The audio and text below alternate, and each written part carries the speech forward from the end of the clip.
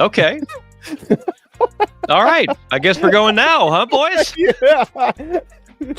I missed the memo on that. Phil, I think I misled you. We teased it, right? Heading into the break. That means I know. Maybe we'll start it when we come. No. That's not on you. That's on me. I was meaning for later, but I misled that whole thing. He was teasing the tease, Phil. Yeah. The actual tease right. coming up right now. Yes. No, it's okay. On the love Chevy driver on the SEC. Kentucky sells out. Known when I saw the wide-eyed stare at the screen from you and when it came on, I'm like, you know what? Oh hell, we're not ready for this, are we? Hey, we're pros, man. I've always got one in my back pocket. I was like, I knew I could count on you. Yeah. But okay, yeah. I'll eat that one. No. Phil, I said it. That's on me. Committed to the whole time spent listening thing and just drug that out for another at least one more 20-minute break. It's okay. That is on me. I should have clarified it probably at the top of the hour. So I'll take the blame on that. All right. So do you want to go here? Go for it. All right. I got the band fired up. We're ready. Let's go. It's the Love Chevy. He put gas drive in around the SEC. Our man Ben Hoover over there in Harbison, home of the $1,000 low price guarantee, best selection, best staff, best everything. Let's face it. All right, let's go for another Emmy here. Let's win another sports Emmy with this. We've got, let's see, 4 major items that I want to hit in this. Let's start with the Masters. Congratulations to SEC alum Scotty Scheffler. Everybody know where Scotty went? Texas. That's right. So we now have to call them SEC alums. In fact, they won 3 Big 12 championships. He's originally from New Jersey. I was doing a deep dive on Mr. Scheffler, since it looks like he could be the next big thing in golf, because it seems like a lot of these other guys, they get their money, particularly if they get the Live Tour money. They move to Jupiter, where JC had his wedding. That's like golf capital of the world. They all live in Jupiter, have their mansions, have their yachts, and a lot of them, like for example, Brooks Koepka, who I know some people who went to high school with Brooks at Cardinal Newman in Lake Worth. They get their money, they get their girl, and the motivation is not there. I mean, that's what made Tiger. Tiger was sitting on $100 million. I was told a story that Tiger, before the British Open, the way he would prepare, he would wake up at like 1 a.m. every day to adjust to the time zone of Great Britain, right? Mm-hmm. So, I mean, that's the kind of dedication. I don't know if some of these guys have that, because I keep asking people that know a hell of a lot more about golf than I do. Why is it the next best thing doesn't stay good for more than a couple of years? And we keep having this turnover, right? Anyway, Scheffler was after 9/11, his family moved to Texas. He had a stay-at-home dad. His mom was working. This is not your typical dude either. Like, he's not just like an empty vessel that's really good at golf. He graduated with a bachelor's degree in finance. He's very religious. He's very family-oriented. He told everybody if his wife went into labor, he was leaving the tournament. He's very grounded, it seems like. Part of the U.S. team that won 27 Walker Cup. There's a number of SEC alums that are on the PGA Tour, but Scotty Scheffler, he might be going on one of those runs, because he just seems unflappable out there. He doesn't seem like the kind of guy who's going to take a bunch of millions of dollars, be like, yeah, okay, been there, done that. I'm not motivated anymore. Let's go party. As you mentioned, Jamie, Kentucky has its coach. He is Mark Pope. He was on the 96 title team. This is a fascinating, like, psychological case study. If you follow Big Blue Nation, remember, Mark Pope was not only not the first choice. They went after Nate Oates, gotta know. Went after Chris Beard, gotta know. Went after Hurley, gotta know. And you won't convince me that they didn't at least feel out Billy Donovan. And he basically said, no, I'm staying in the NBA. I'm very happy right now with the Chicago Bulls. So insert Mark Pope. And there's a guy who hasn't won an NCAA tournament game. This is all how you phase this. On JC and Morgan years ago, we used to do this thing where I would be like spin doctor for a particular hire, and I can tell you why it was a good hire, and I can tell you why it was a bad hire. So let's do this exercise. We're Kentucky, man. We can't get a coach more established than Mark, but we can get anybody who we want. This guy hasn't even won an NCAA tournament game. He's not that young. He's not like Billy Donovan get 30. What are we doing here? Were we just desperate? This is the best we could come up with? Fast forward, they go to Rupp Arena. They sell out the press conference, 20,000 fans. A bus rolls out there. The 96 title team walks. There's Tony Delk, and, there's Shepard's pops, right? Jeff Shepard. And then all of a sudden you start hearing like, you know what? This guy's got something. He's one of us. And oh, by the way, he runs an exciting brand of offense that Rick Pitino likes. And he's going to be hungry, unlike Calipari, who clearly lost his hunger. I can spin it either way. The fact of the matter is, I don't know if this hire is going to work out. Did I have Mark Pope on my bingo card? No, not at all. But I give Mitch Barnhart credit. He went out there. He's going to be defined in a lot of ways on this hire, fairly or unfairly, and we'll see how he does. See how it works out. I like the hire. I think he's a basketball coach. They need a basketball coach. I mean, they're Kentucky. They're going to sign the best players. Can the guy coach basketball or not? He can. Look, and that's what I. Yeah. What I like. He took BYU to 2 titles after the 2 titles. Sorry, that's a big one. He took BYU to 2 tournaments, NCAA tournaments, and the second one was when everybody said, "Well, yeah, they're in the Big 12 now. Let's see what you got." And he still took him to the NCAA tournament. So the guy can coach.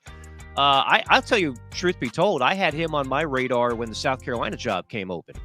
He was a guy, I was looking at all kinds of names out there, and Mark Pope was somebody that I had my eye on. Now, did I think he was going to land Moby Dick, which is Kentucky basketball? No, I didn't think that, but good for him, man. Good for him. The alumni, good vibes that only last so far. You still got to win, and they need to get to a Sweet 16 in like year 1 to satisfy that fan base. Hey, by the way, real quick, Mike, if you go to Wikipedia and type in Mark Pope, right? So, somebody has updated the Mark Pope resume at BYU. His 5 seasons as coach there, 2019 through 2024. And in those 5 years, he went 24-0, 25-0, 26-0, 19-0, 20. He's 121-0. How about that? Wikipedia is a fascinating. First of all, whenever you go there, they're begging you for money, right? Like I can't go to Wikipedia without them going, "Hey, could you spare $5?" And secondly, it really is a great source for information. But you also have to double check like everything, because that stuff happens all the time. Guy never lost a game. Never lost a game. Priceless, right? What do you think of Eli Jones, Jamie? I'm a huge fan, both personally and professionally. Outstanding. Old school kind of ground ball, sinker ball pitcher. Yeah, love it. Got to have it in this league. Yeah. Well, if you don't have complete just electric swing and miss stuff, 67% of his ground ball is coming off the 2-seamer. So he's kind of a throwback, right? I mean, the SEC is full of these guys that light up radar guns and plus velocity, and they're all projected first rounders. And he's kind of a I'm not going to say he's Kip Balknight, but like he's just a different kind of guy. I appreciate that. I think the game of baseball is going to become really boring if everybody out there just throws smoke and everybody who's at the plate is swinging for the fences. That ain't great. So I like that. I like to see more of that. Hey, have you guys been keeping up with Kentucky baseball? I mean, this is ridiculous. 14-1. Yeah. 14-1. They just swept Auburn. Look, they're another one. Nick Mingione, they've adapted to their ballpark, which you don't have a ton of home runs there. They'll bunt, they'll hit and run, they'll a lot of motion on the bases, a lot of the little things. They almost at times play like a West Coast team, but they also have some pop. They also have some power, but they're a refreshing story.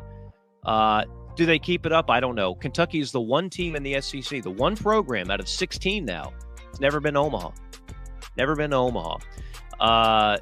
So they're off to a great start. We're at the midway point, the turn, if you will. Tennessee finally heating up. They sweep LSU. They're 1-5, strong as anybody. Blake Burke leading the way, 25-game hitting streak, leading the league in hitting an SEC play. And then there's LSU. The defending national champions have lost 5 consecutive series in the SEC, the first time since 1992. Wow. Yeah. We talked about this last week. Nobody is immune to the down year in SEC baseball. Nobody.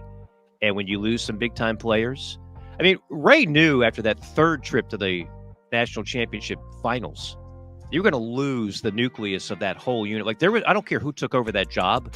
I don't care if Ray stayed. There was going to be a drop-off. There just was. And it wasn't a significant drop-off. I mean, correct me if I'm wrong, they still went to a super in year 1 at Chad, right? Yeah. Should have won it. Yeah, they got beat by North Carolina. It was a super lasted for like 8 days because Whittle was in Chapel Hill for forever and ran out of clothes because they had so many rain delays. Carolina should have won it. I mean, that. But then the next year, Maryland, they were again a regional. Maryland beat them. And then the next year, the bottom fell out. They didn't make anything. And that was the first non-NCAA season since 99 in 2015. I picture Whittle like in Planes, Trains, and Automobiles where John Candy, he's living out of a suitcase and he puts his underwear in the sink to wash them. And Steve Martin walks in and grabs him up. He's like, what the hell is this? Hey, Neil Page, don't mind my drawers. They're in the sink. Clint, I got to mention this. Reese was 07, not 13. Go ahead.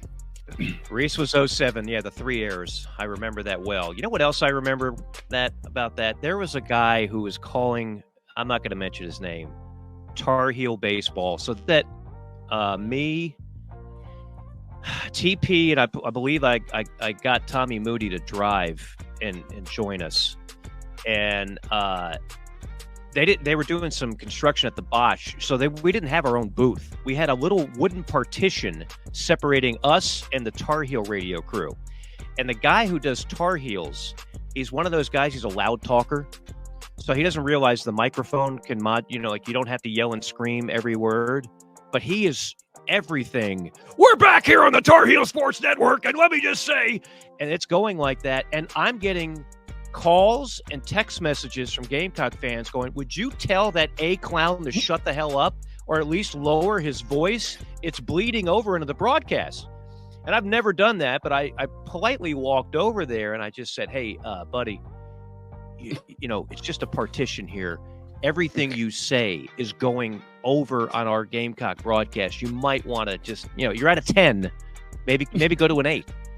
Hey, buddy. And he just kind of looked at me like, hey, man, that's how I do. I just yell and scream the whole time. And I'm a loud talker. That's how we roll. That's how I roll, baby. That's how we roll my thing. Okay. That's my thing. I would have been like, all right. Don't tell me how to do me. So I told Tommy. I'd have been sitting there banging on that partition and trying to bother him. I'd have been like, boom, boom, boom, boom, boom, boom. Every time he got loud, I'd be like, nah. I mean, that's like some high school radio crap, I mean, that's what you hear. The local radio guy goes to the local high school that's big enough to support having some radio listeners. It's like, That's like listening to the damn Burns games in high school football season.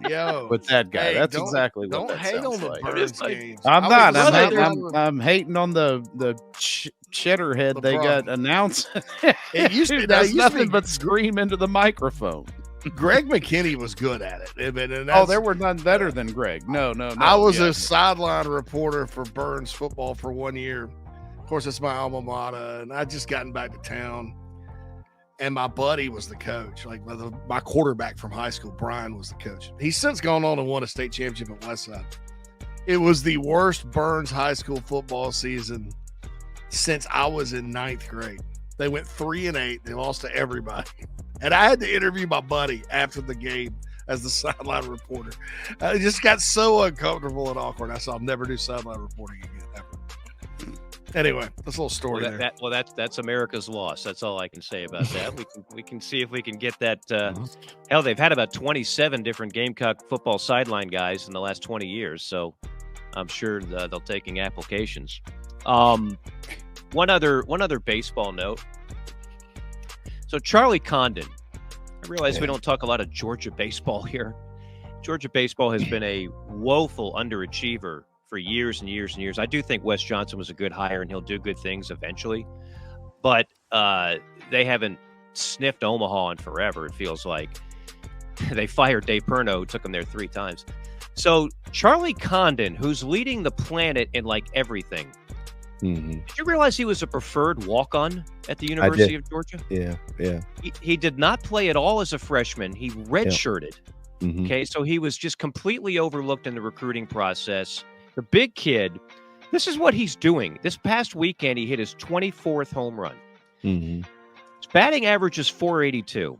His slugging, whenever you have a decimal and a number to the left of the decimal in slugging, that's insanely good. That's RBI baseball, to use an old Nintendo reference, good.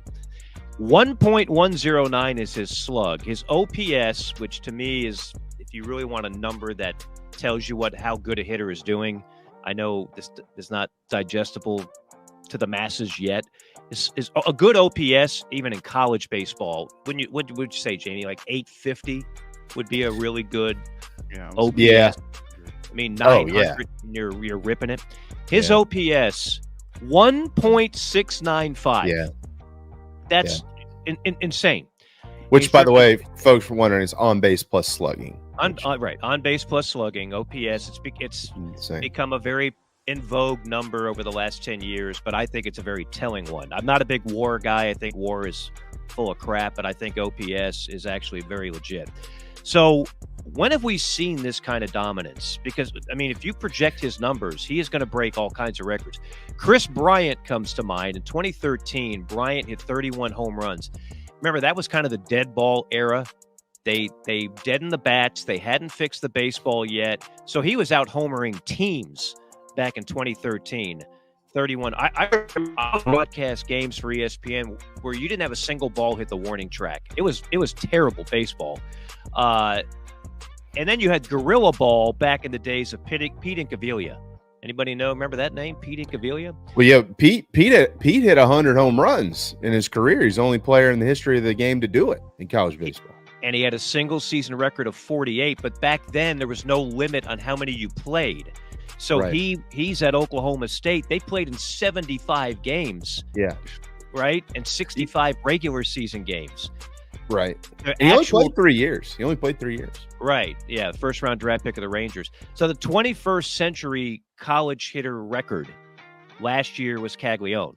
Jack Caglione of Florida with 33. Mm-hmm. I mean, we got Condon sitting at 24 right now. I think he's going to shatter the record. And again, it's Georgia, so nobody is talking about it nationally. But I appreciate greatness. He is freaking great. What he is doing right now is unreal.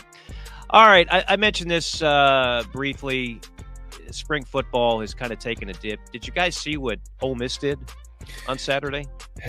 Yeah, I think I was most a fan of the Joey Chestnut sighting. Yeah. Didn't really care for the tire rolls or the dunk contest, but the hot dog thing, I can do the hot dog thing. All right, I'm with you there. I like a good Joey Chestnut scarfing down a Nathan's dog or 100 of them as much as anybody. But putting a hardwood floor on the field to have a dunk contest, having a tug of war, playing with no pads, having 7-on-7. Basically, Lane Kiffin said, this is a joke, and I'm going to play it as such. The circus is in town, and this is what we're doing. That was the ultimate. It was like Midnight Madness meets the Pro Bowl. It's essentially what it was in Oxford. And look, I'm not hating on it. I get it. Like, nobody's taking them seriously anymore. So that's what they did in Oxford, and we'll see what they do Saturday in Columbia. Maybe, let's see, maybe Dawn Staley will be in the wing tee, and then they'll run a reverse, and she'll hand it off to Justin Smoke, and then he'll throw a pass down the field to a streaking Darius Rucker, and then Darius will stop at the goal line, and then he'll give it to this is getting fancy. He'll give it to Josh Gray, and Josh Gray will then take it and do a dunk on the crossbar, and that'll be the most exciting touchdown that you'll see on Saturday. And that is your Love Chevy drive around the SEC.